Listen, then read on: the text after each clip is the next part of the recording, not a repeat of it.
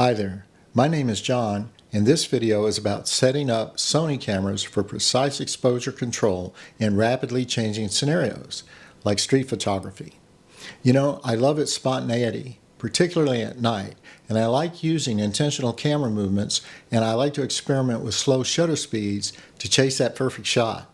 But all too often, I forget to bump up the shutter speed after a slow shutter attempt, or I make the wrong choice and end up with a higher ISO than I really needed. I originally thought these settings up for my Fujifilm X106. Now there's a separate video specific to that one in the description and on the playlist that I've linked at the end of this video.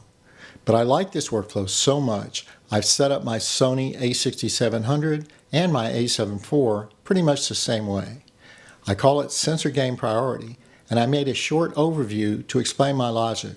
I've also linked that one. Now here are some of the advantages to this setup, at least for me. The main advantage of this setup is always seeing the precise values of ISO, shutter speed, and exposure compensation for the aperture that I've selected. So finding that sweet spot between ISO and shutter speed is very fast. I just use that thumb wheel to quickly tune the ISO, and I can see the adjustment the camera makes on shutter speed in real time.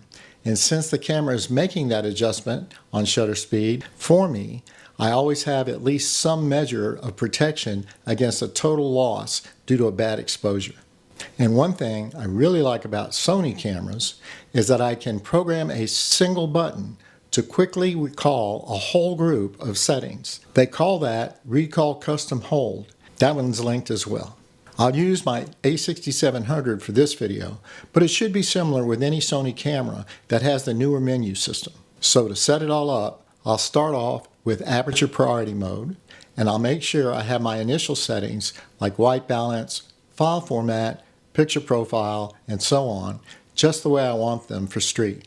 Then I go to the menu, scroll down to the toolbox, then to Dial Customize, then Custom Key / Dial Set, and I check Separate M mode and other modes. Next, I go down to the dial wheel and I set the values in that other columns this way. I make the front command dial exposure compensation.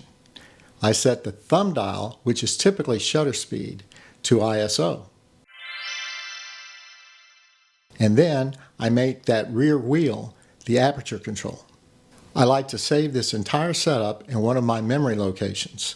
So I navigate back to that main menu, then go down to the camera icon, then to shooting mode, and then to camera set memory.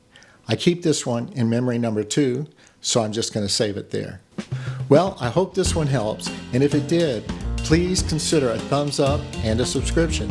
Please let me know in the comments if this works for you and if you've come up with your own settings for that perfect shot.